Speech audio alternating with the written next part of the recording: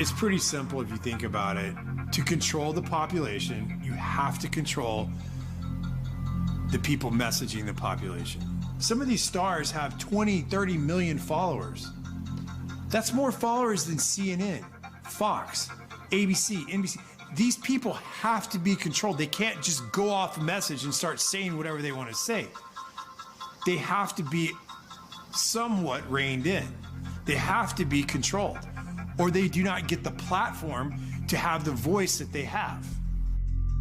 Forget the politicians. The politicians are put there to give you the idea that you have freedom of choice. You don't. You have no choice. You have owners. They own you. They own everything. They own all the important land. They own and control the corporations. They've long since bought and paid for the Senate, the Congress, the state houses, the city halls. They got the judges in their back pockets. And they own all the big media companies, so they control just about all of the news and information you get to hear. They got you by the balls. It's a big club, and you ain't in it. You and I are not in the big club.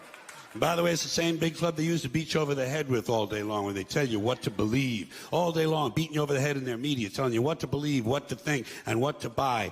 The table is tilted, folks. The game is rigged. And nobody seems to notice. Nobody seems to care. Good, honest, hard-working people, white collar, blue collar, doesn't matter what color shirt you have on. Good, honest, hard-working people continue. These are people of modest means. Continue to elect these rich cocksuckers who don't give a fuck about them. They don't care about you at all, at all, at all. Man, you know?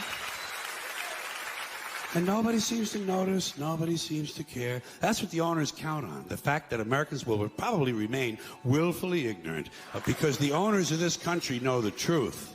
It's called the American dream because you have to be asleep to believe it.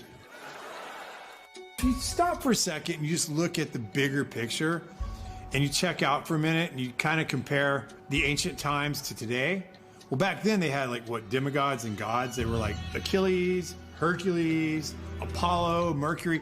All these were demigods. And that's who the people in those days looked up to. Well, today we have all these people like Jay-Z, Rihanna, Beyonce, Lady Gaga, Katy Perry. In film, we have Brad Pitt, Will Smith. We have all these big stars. And the way they prop them up and they put them up on stage is like they're gods or demigods.